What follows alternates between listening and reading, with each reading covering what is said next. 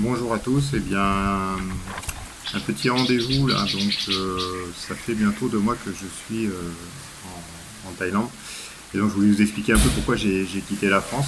Euh, du fait que j'avais l'impression quand même qu'on était un peu, qu'on est vraiment dans notre pays privé de liberté. Et pour tout vous dire, moi j'ai un ami en fait avec qui que je connais depuis longtemps on va dire, et on avait un autocollant à l'époque, il avait un autocollant à l'époque, c'était I live with fear every day.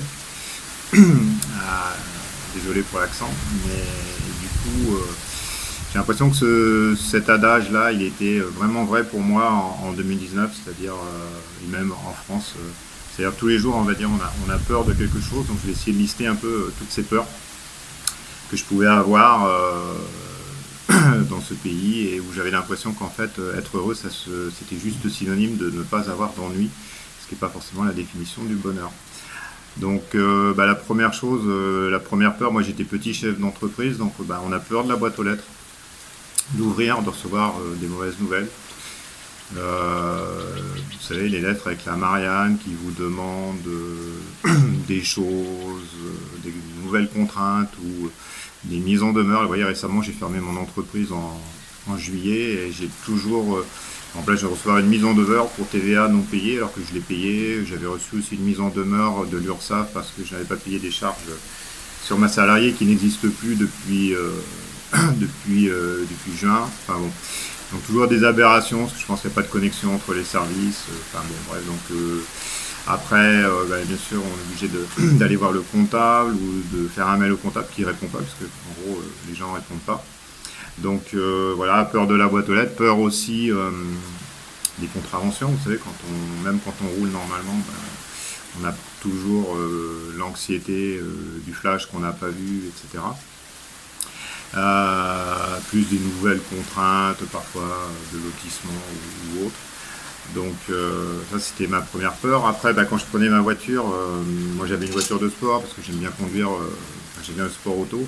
Donc on a peur de rouler et de se faire un petit peu plaisir. Donc même des prix pour un criminel qui peut être au-delà de 3, 40 ou 50 km/h, voilà, vous êtes déjà presque passible de la peine de mort.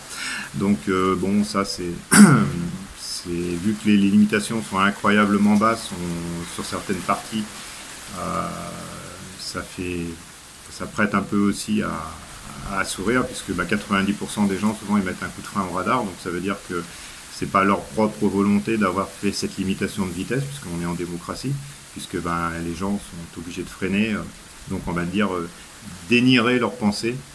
Donc bon, ça prouve un peu que pour votre sécurité, parce que c'est ça le grand slogan, c'est plutôt pour vous prendre de l'argent sous un prétexte de sécurité. Pour la voiture. Donc après, autre sujet sur la voiture, quand on a une voiture qui est un petit peu sympathique, moi en l'occurrence j'avais un petit cabriolet, vous avez peur du vandalisme. Puisque on est peut-être un des seuls pays aussi où les signes extérieurs c'est même pas une de réussite, je sais pas, vous avez un petit peu mieux que les autres, et vous faites tout détruire rapidement par jalousie ou je sais pas, c'est totalement gratuit et je trouve complètement nul. Et puis dernière chose, alors pour ceux qui pensent que la voiture de sport, donc en l'occurrence j'avais un Boxster S, un Porsche Boxster S, est un attrape-fille, détrompez-vous. En tout cas sur Montpellier, ça fait vraiment l'effet inverse, c'est-à-dire que vous passez pour un... En fait, j'ai l'impression pour quelqu'un qui veut frimer auprès de la gente féminine, en tout cas les jeunes, il n'y a même pas un regard. Alors, on parle même pas de moi, on parle juste même de la voiture où franchement il y a une espèce de dédain. On a l'impression qu'elles vous prennent pour quelqu'un qui a voulu frimer ou qui est un peu au-dessus. Donc du coup, surtout, on regarde pas. Voilà. Bon, chez les hommes, souvent c'est un petit peu de jalousie aussi. Donc en fait, compte, on pourrait dire ça pue un peu d'avoir une belle voiture. On a l'impression en France. Donc bon, ça c'était la peur pour le sujet automobile. Après, quelle peur je pouvais avoir aussi, peur d'avoir besoin de quelque chose, d'un service, de quelque chose d'administratif. Tout est injoignable. Il faut relancer 3 fois les gens. On laisse un message que les gens sont à 80% sur messagerie. Je précise qu'ici, par contre, ça n'a rien à voir. On doit relancer et dire, en fait, toutes les semaines, moi, je note sur mon agenda ce que j'ai fait et ce que j'attends des autres.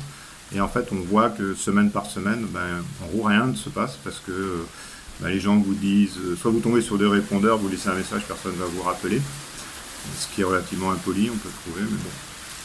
Donc pareil, administration, bon, je pourrais parler de ça, par exemple, à titre anecdotique, vous voyez, ma femme, ça fait 6 mois qu'on a entamé les démarches pour un renouvellement de visa. La gendarmerie de Saint-Gély doit passer, ça fait 6 mois qu'elle ne passe pas parce que soi-disant elle n'est pas missionnée par la préfecture. La préfecture nous dit non, c'est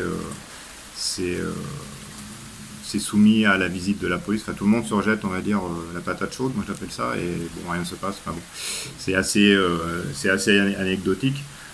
Mes peurs aussi de petits chefs d'entreprise, donc moi je travaille dans la formation professionnelle, c'est d'avoir des budgets et qui sont de plus en plus inaccessibles parce qu'en fait les entreprises ont des droits à la formation. Moi je travaille principalement avec des TPE, donc les dossiers sont très compliqués à monter, les agréments sont de plus en plus longs à être donnés. Il y a foultitude de contraintes en fait qui fait que ça dégoûte les gens de faire de la formation, donc organisme de formation et clients, et aussi on a des remboursements qui sont très très longs. Là, il y a eu une espèce de normalisation il y a 2 ans. On revient là en 2020 sur une normalisation encore plus forte. Donc en fait, bon, ce métier il est quasiment presque difficilement faisable. Donc moi j'ai abandonné pour vous dire, parce que j'ai jeté l'éponge, ça faisait 15 ans que je faisais ça. Quelle peur aussi il y avait, parce que j'essaye de me rappeler, parce que je commence un petit peu à oublier, parce qu'ici j'ai un peu moins peur, même si c'est pas mon pays, que je parle pas la langue. Oui, alors le sujet de ma femme aussi, ma femme est thaïlandaise, parle donc comme une Thaïlandaise le français, donc elle parle bien français pour une Thaïlandaise, elle est à 70%, mais bon. Quelle peur on pouvait avoir, déjà quand on nous voit ensemble, c'est de stamper ou de, vous savez, la vieille idée reçue, quand on est avec une Russe ou avec une Thaïlandaise ou avec une Noire, elle ne peut pas vous aimer, elle est forcément attirée que par votre nationalité et notre beau pays. Donc pas d'amour sincère, donc puis en plus la Thaïlandaise, c'est bien connu ici, il n'y a que des filles de bar. Donc ça peut être qu'une ancienne prostituée, voilà. Je précise qu'elle était infirmière à Bangkok, mais bon, voilà, donc un peu peur de ça, peur aussi que quand elle parle un français approximatif, parfois on peut la regarder comme une mongolienne, alors que ces mêmes gens qui la regardent comme une mongolienne en fait ne savent pas parler 10 mots d'anglais. Voilà, donc ça, c'était un peu aussi...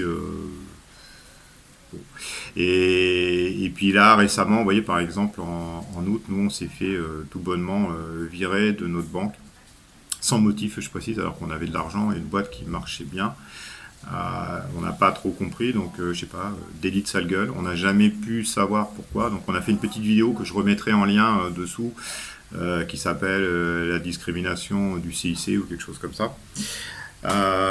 Bon, ces raisons ont fait que moi j'avais la boule au ventre, on va dire, de tout ça, et donc ça m'a poussé à partir. Ici on a un sentiment un peu plus quand même de freedom, c'est-à-dire on pense que c'est la France d'il y a peut-être 40 ans, 50 ans même, mais ils ont quand même l'internet, un meilleur réseau mobile que nous, parce que par exemple, vous voyez, quand on dit peur, c'est des petites peurs, vous téléphonez à quelqu'un en France, maintenant ça coupe tout le temps parce que les réseaux sont saturés, les réseaux sont de moins bonne qualité qu'ici par exemple. L'internet, bon ça va à peu près en France, mais ici ça avance bien aussi. Donc voilà, et puis sans être concerné parce que je suis marié, peur aussi un petit peu de quand on se retrouve célibataire. En France, ça peut être très difficile de retrouver à un certain âge et si on a certaines exigences. Aussi en ce qui concerne ma mentalité moi j'aime bien parler avec les gens et je pense que je suis quelqu'un qui est plutôt social, alors j'ai pas de famille donc peut-être c'est pour ça, plus. Je me retrouvais pas non plus dans mon pays où c'est vrai que vous pouvez fréquenter un club de sport pendant des années, personne vous posera de questions sur vous, s'intéressera à votre vie, les gens vivent un peu en autarcie, s'en foutent un peu de la vie des autres, ils ont leurs femmes, leurs enfants, leurs petits copains d'enfance, la belle-mère, enfin bon. Et puis le reste, pas trop de curiosité d'autrui, ni même, vous voyez, sur ma femme qui est thaïlandaise, parfois ça peut être intéressant de discuter avec elle, on connaît un peu comment c'est la Thaïlande, une autre culture, etc. Et là, en fait, il y a zéro question, zéro intérêt. Donc ça, je me retrouvais pas, comme j'ai dit là-dessus, même de regarder quelqu'un dans les yeux, on dirait qu'on agresse les gens au jour d'aujourd'hui. Qu'est-ce qu'il me veut lui? Donc ce climat un petit peu individualiste à l'extrême, alors que les gens, en gros, ont pas d'amis, pour pas mal. Et bon, c'est devenu super lourd. Voilà. Donc ça aussi, pas formidable. Et puis le dernier point, donc je vais un peu à droite à gauche, je reviens sur le personnel, le professionnel. Moi j'étais petit patron, je me suis fait un peu tout seul, donc pendant 15 ans j'ai commencé quelque chose de zéro, j'ai réussi un tout petit truc on va dire, et j'ai toujours cherché un peu un salarié ou un collaborateur à hauteur et j'ai jamais trouvé, donc parce que c'est vrai qu'au début soit on travaille chez moi en fixe plus com, ou en tout cas ce que je pourrais donner en fixe, on a tous une blague un peu, on est en concurrence avec le Pôle emploi parce que qu'est-ce qui se passe chez nous, les charges, vous savez que pour donner 100 à quelqu'un en France, ça coûte 200 au patron grosso modo.